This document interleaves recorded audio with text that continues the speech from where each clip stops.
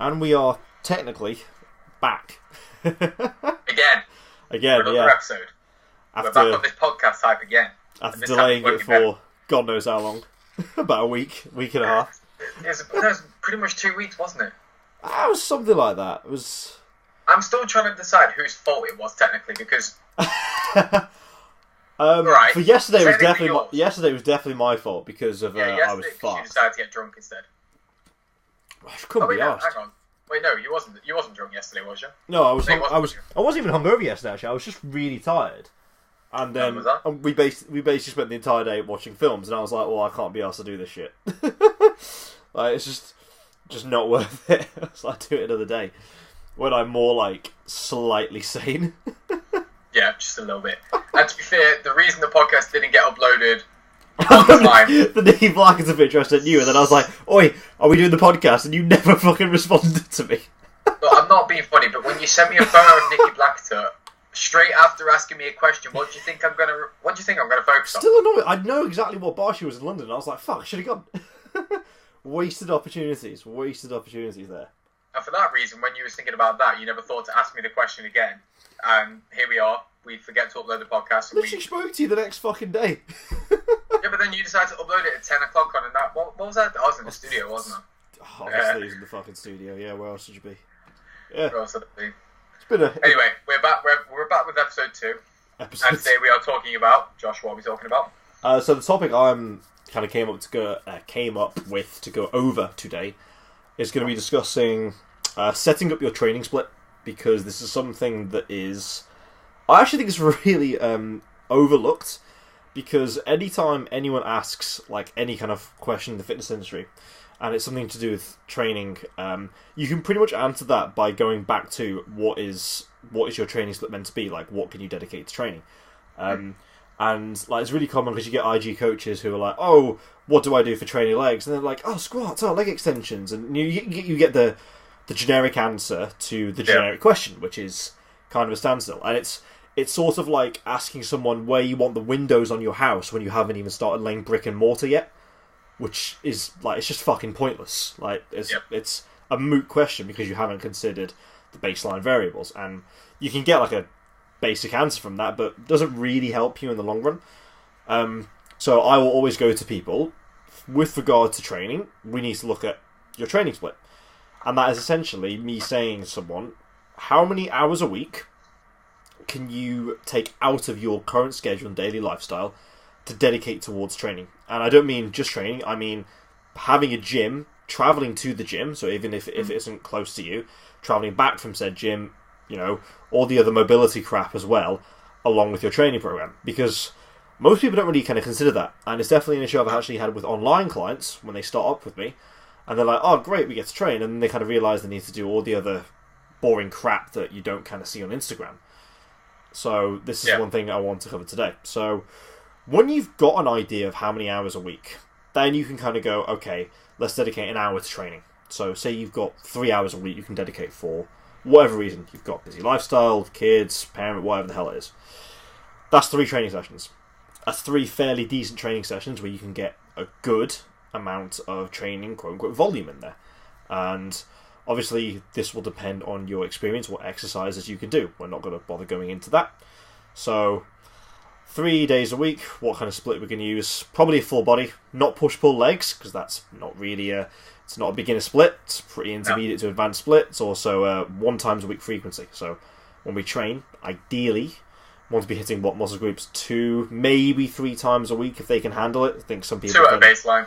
Yeah, 2 at a baseline. That's exactly right. Some people can handle 3, some people can maybe only handle 1, for example. Like, there are some muscle groups for me that they take fucking 8 days to recover because they just get fucking wrecked for whatever reason. Yeah, I agree. I mean, I've got one of my clients is running a 3-day split at the moment. Yeah. I think pretty much like his quads and hamstrings, they take forever to recover.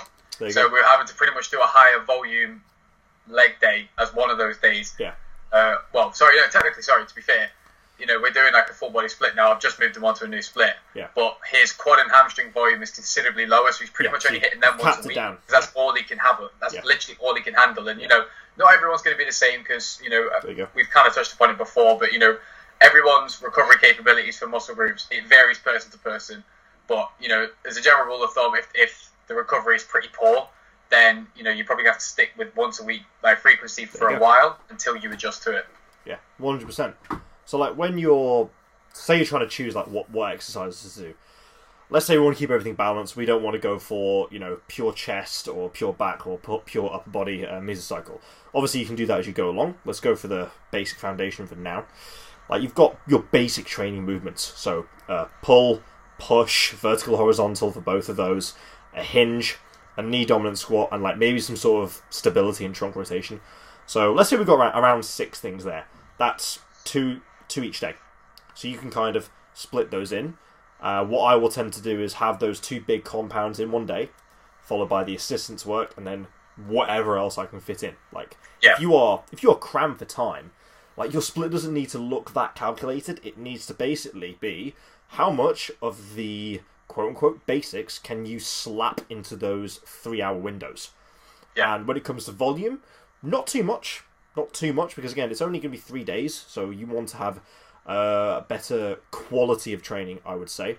So, for example, I've got a guy, similar, 3-day training split, very strength-based, currently at beginner stage, still pretty strong. I mean, he's, you know, a good pause squat at 60 kilos, deadlifting 85, benching it with a pause at like 65. So, like, they're decent round numbers for a beginner who's had, like, some kind of prior weight training experience. Yeah. First day is squat on shoulders, so squat on overhead press, and then we do, like, rear delts, leg extension, split squat as an accessory. Middle day is, like, full body assistance. And that is basically anything I can't fit into the first and third day, we throw in there. That's, like, nothing kind of major there. The third day is deadlift and bench day. Only 3 sets for each of those. Again, about 5 reps maximal, some sort of reps in reserve. And that's kind of it. Like, there's no kind of secret there. We know that compounds are going to be the primary driver of growth, of anabolism, whatever you want to call it. Preferably with a dumbbell or a barbell. Obviously, depending on your equipment, you may have a bit more variety there, a bit more. But again, if we're talking about, you know, not having much time, then we want to go for the easy shit or the convenient shit. So if you can get a good chunk of your training volume with a barbell or some dumbbells, so that's like dumbbell pressing, overhead, dumbbell rowing, barbell rowing, bench pressing, deadlifting, RDLs, lunges and split squats. I'm sure there's probably a few that I've missed out. Like don't say split squats. I'm still hurting from earlier on. I've actually got them. I've got them in this program tomorrow evening. I'm very scared actually to failure as well. Rear foot elevated. So what? It's going to be. It's to finish my workout as well. I'm trying to kill you. Kind of fucking scared from it, actually. It's similar to the ones that Eugene Teo posted up the other day. So like I said, if you can kind of like do that, then great. And I think people kind of get really obsessive over the whole, how do I program this? How do I program this? Like, Richard Cross did a great post about this the other day. Like, 3x10 exists as a very common rep scheme for a fucking reason. It's good. It works. You can't really go wrong with 3x10. Like, if you want to think about standardized hypertrophy rep range, 6 to 20? Like, you can obviously vary that as you go through training cycles. So if you are really restricted to equipment, you keep the exercise the same, you change rep ranges. You change maybe the tempo or something like that. You'll get a good amount of overload through doing that. And that's something that I've been having to do with a lot of the clients in fitting rooms from a long-term programming perspective, because we don't have the greatest amount of equipment. We have a lot. Like, when you're quite creative, when you've got a good programming experience like you and I have, we've worked in different gyms, so we kind of know what cool shit you can do. But at the end, those foundational compounds will always be priority when it comes to a training split. So that's 3 day, that's full body. Anything lower than that obviously has to be full body, like 2 times a week. I mean, do you have anyone two times a week split? Have you ever had a client like that? The lowest I've ever had is 3. You know, anyone who's kind of... I was about to start with a client who was having to start with that initially just while they were transitioning jobs and stuff like that. That's fair. But yeah, that was a full body approach. Well, technically, that was a full body approach actually. Yeah, just thinking about it. You know, I'd say to most people, you know, I personally believe that, you know, people can find more than 2 days a week to train.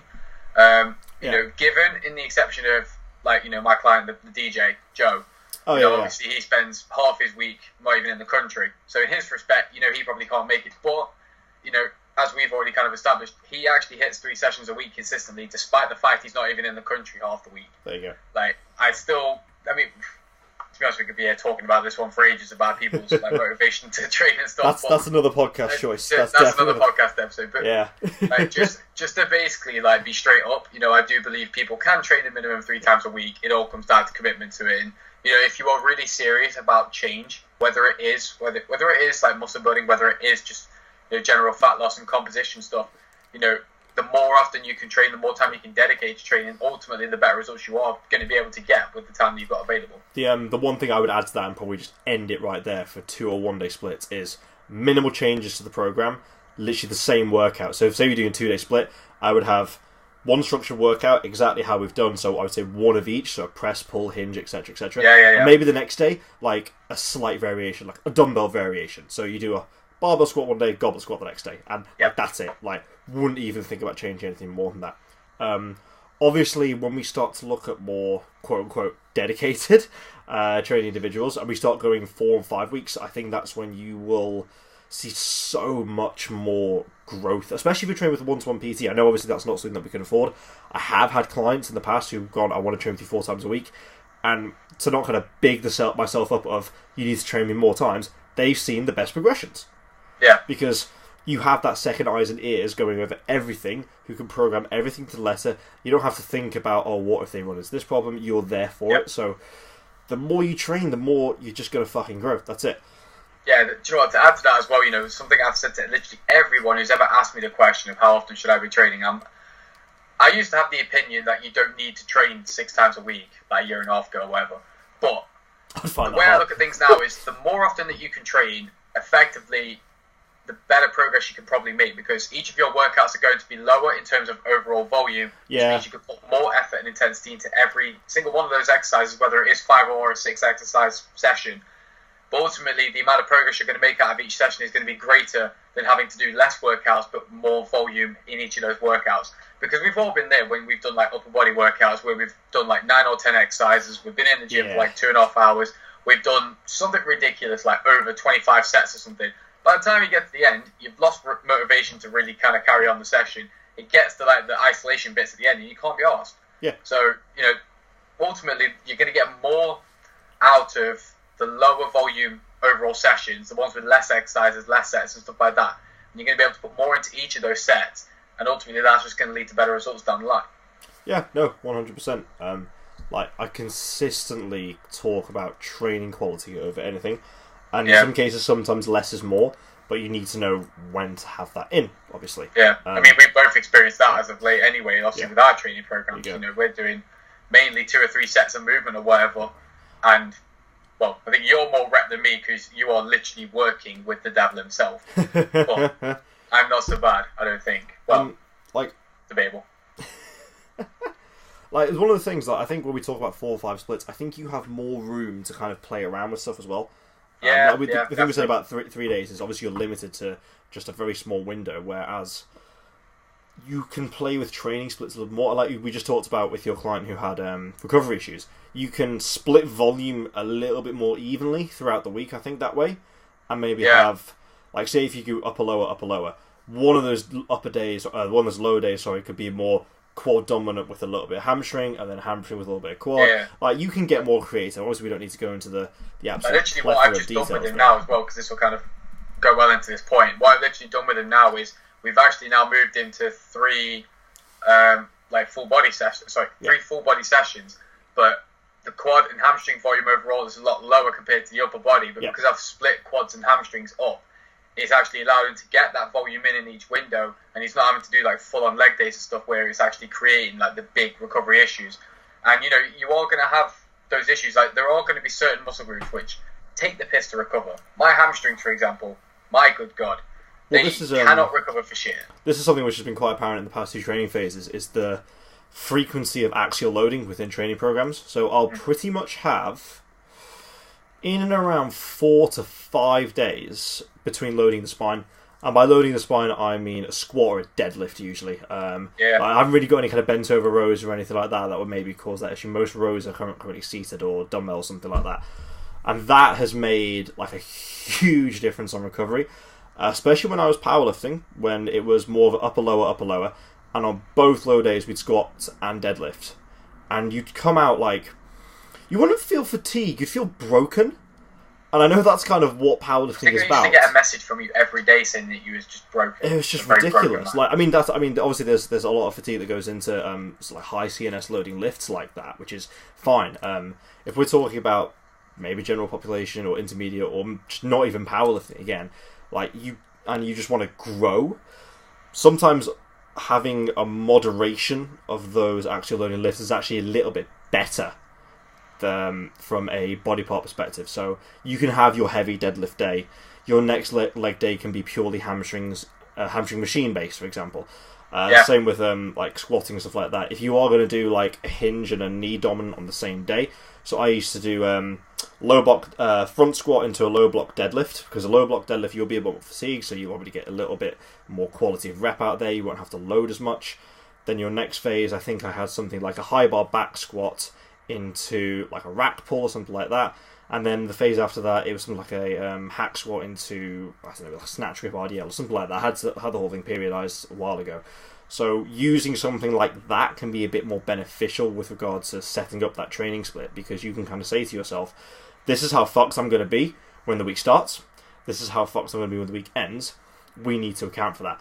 And your first week or two, whatever you write out, even if you write out with a coach, it's always a little bit of a trial run. You have to kind of see, did that fuck me up more than I thought, or can I maybe push a little bit more in the following weeks? Like you can auto-regulate that a little bit, which I think is quite useful. Don't think there's really much to add to that point, really, because you kind of covered it. You kind of covered it in good detail there. I think. Yeah, I mean, what we already covered. We've kind of covered the 3-day splits and stuff like that. Now we kind of talked about considerations for recovery. So what I would probably discuss now is like more of the very common, like the body part training split, because you're technically doing a body part training split right now, if you think about it, just not exactly a bro split, I would say. And I've just come off the back of doing a body part split, which is very it makes sense. So weird to kind of think of that. Yeah, so I mean, my split is very, very weird. I suppose it's probably good to kind of go through that in a little bit of detail.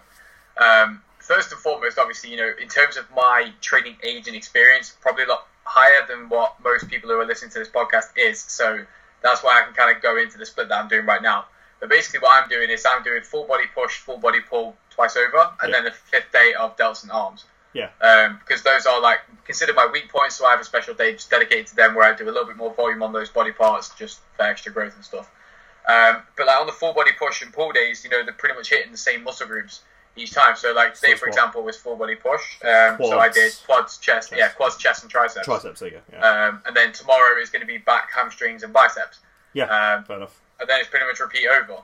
And it's a split that I've not done in a very long time. And, I'd say from a systemic fatigue point of view, by the end of my sessions, like, I am fried.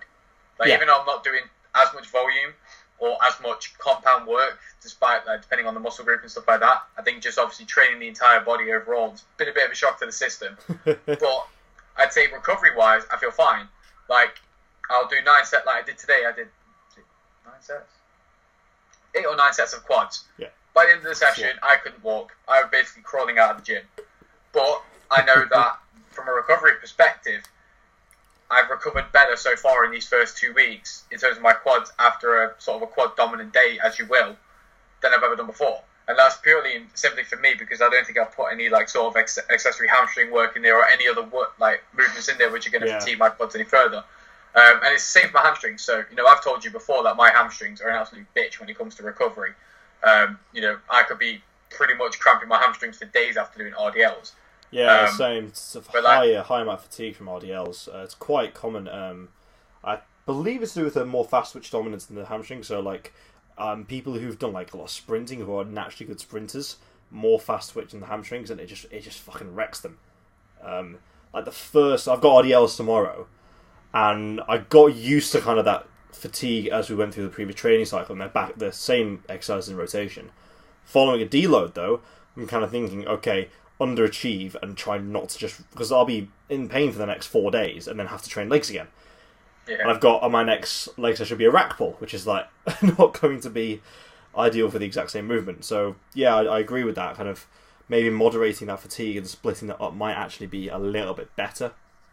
Yeah, because what I found was, back end of my last split where I was doing more quad dominant leg days and hamstring dominant leg days, I still felt that, you know, I was still not recovering as well. And by the time it came to like the fourth or the fifth exercise in my typical leg days, I was fried. Yeah. And now what I found in these first 2 weeks is that, especially for hamstrings, for example, you know, I'm pretty much just doing 2 movements each of my sessions because I've just got a lack of equipment for hamstrings in my gym. Yeah. So kind of more volume per workout or whatever, or per exercise.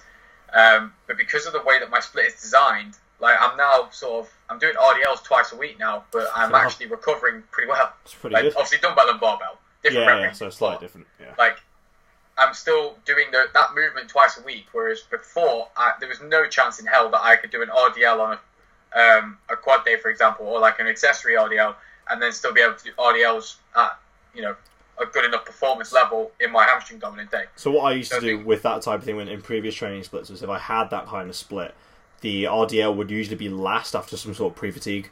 So it'd be like a higher rep lying leg curl or seated leg curl, then into RDLs, which would be so much less weight, probably a bit more controlled tempo, less spinal loading. And again, it's one of those things that I'm a huge fan of having.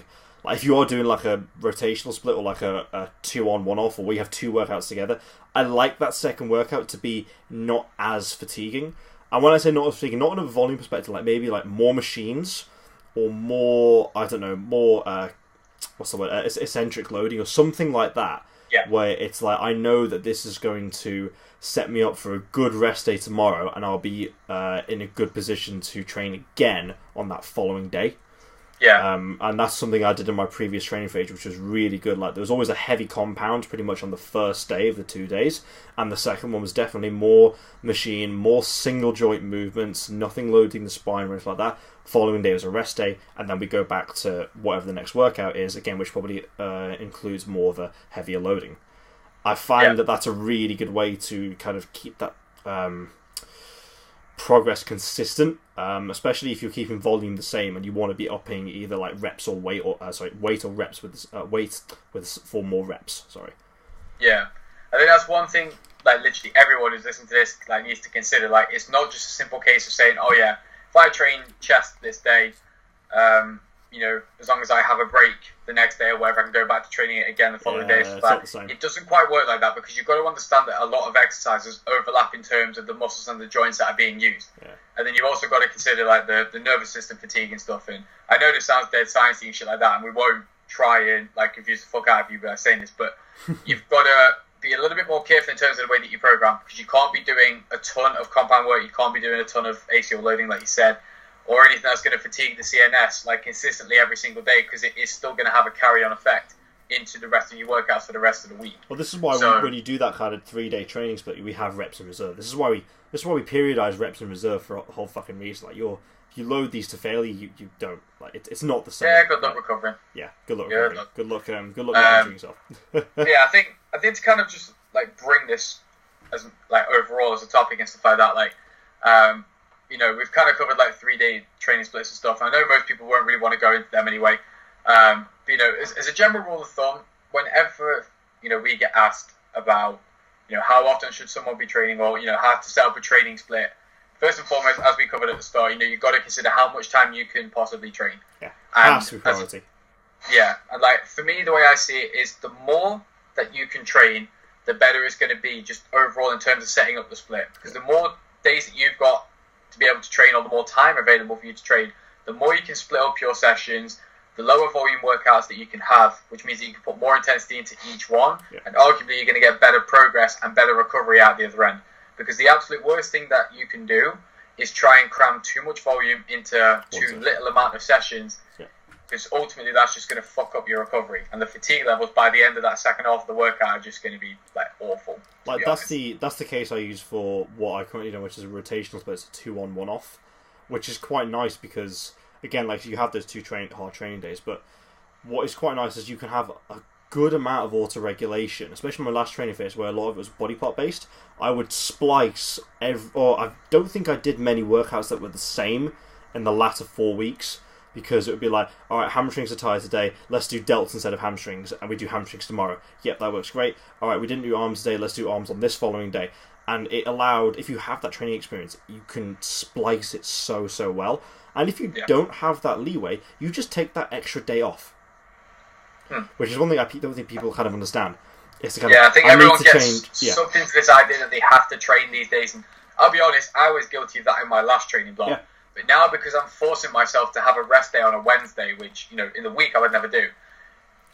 Now that I'm doing it, I'm starting to realise just the importance of doing it, because the difference it makes for me training on the Thursday, even though I might not be training the same muscle groups as what I did Monday, Tuesday, just having that rest day in the middle of the week where I'm focusing more on my recovery, focusing more on hydration, more on sleep and stuff like that. By the time it comes to training on Thursday, when I hit chest, quads and shoulders, I'm ready to go again. I feel like a brand new man. Yeah, well, this is the thing. Like, your muscle has absolutely fucking no idea what day of the week it is. Like, I consistently have to say that to people.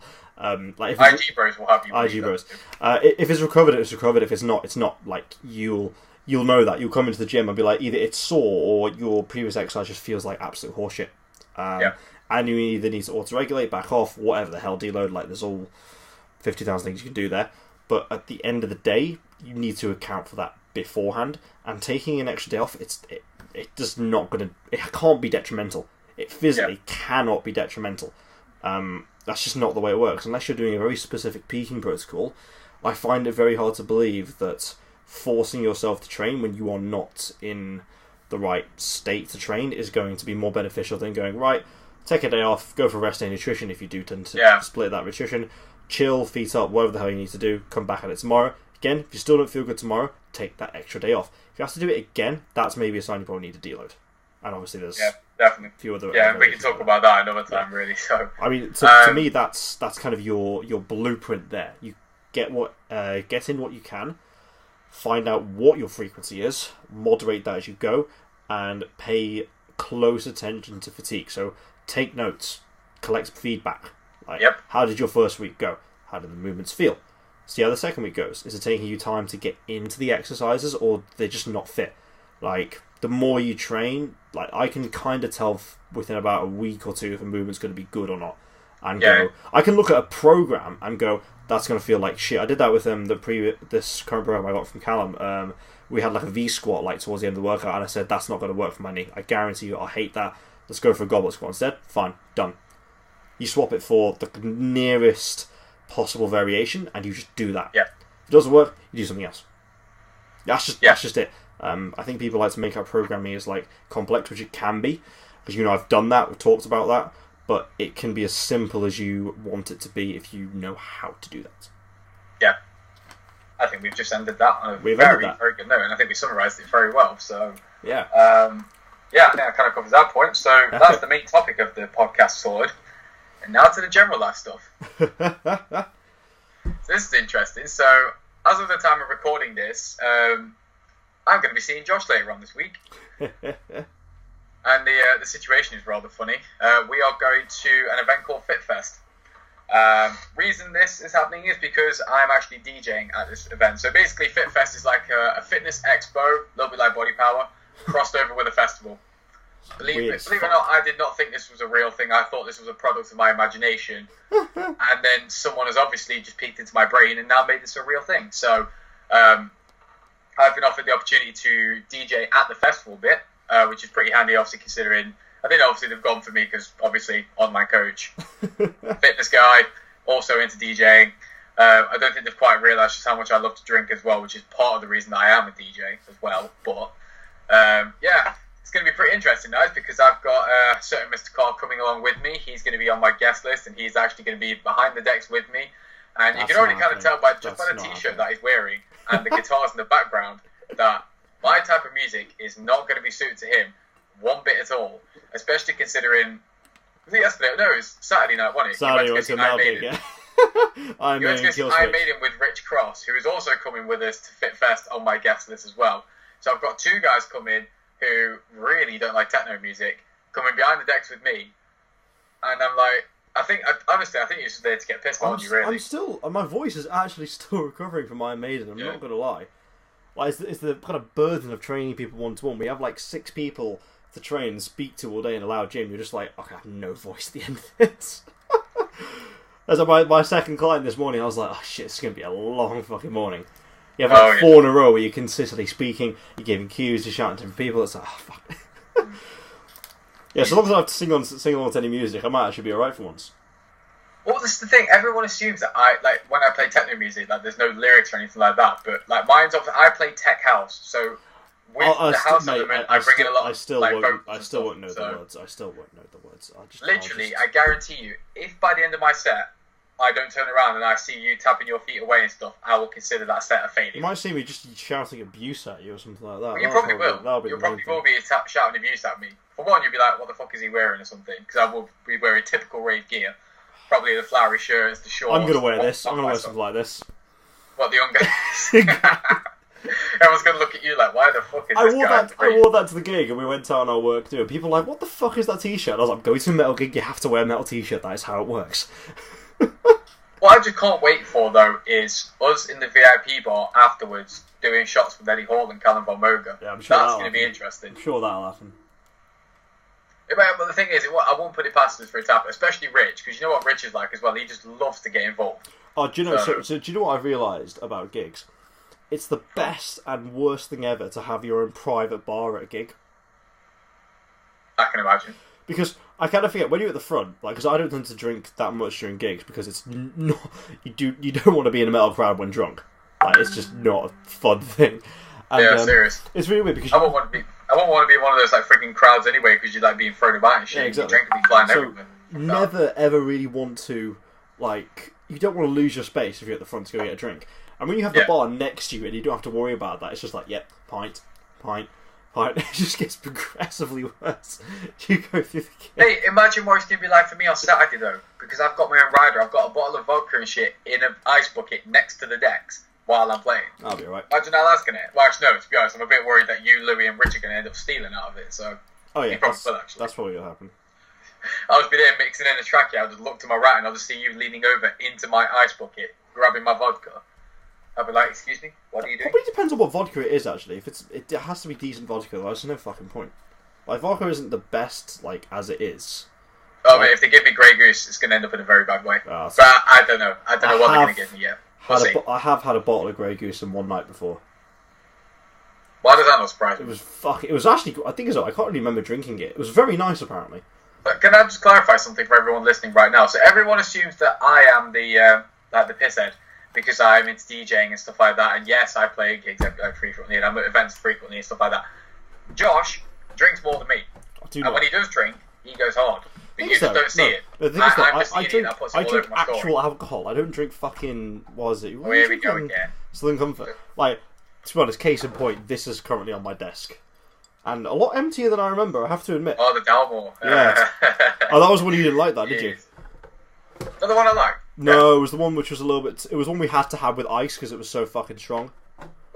Just saying, by the way, we're long overdue a little balcony session on yours drinking whiskey. Yeah, that's a good point. That's long overdue. I've got 3 bottles actually, which are still unopened at the moment. Side note, I don't have any alcohol in the house for me. That's why Josh is worse than me. Yeah. It's actually whiskey. No, but I'm excited for FitFest. It's going to be pretty fun, I think.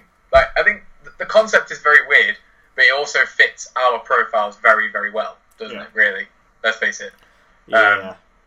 And to be fair, as soon as I mentioned it to Rich and Louis as well, I don't think they needed any convincing for it. So, do you know what? Actually, it's quite nice to see something like this coming up and about anyway, because I think the problem, I mean, we've already said, the fitness industry can be too much of a serious place and too unrealistic in terms of its expectations and the lifestyle it portrays. So, to have one of these events where they're openly bringing, the side of social life, like leisure time, alcohol drinking, stuff like that, to bring that inside with the fitness world, it's nice to kind of have that.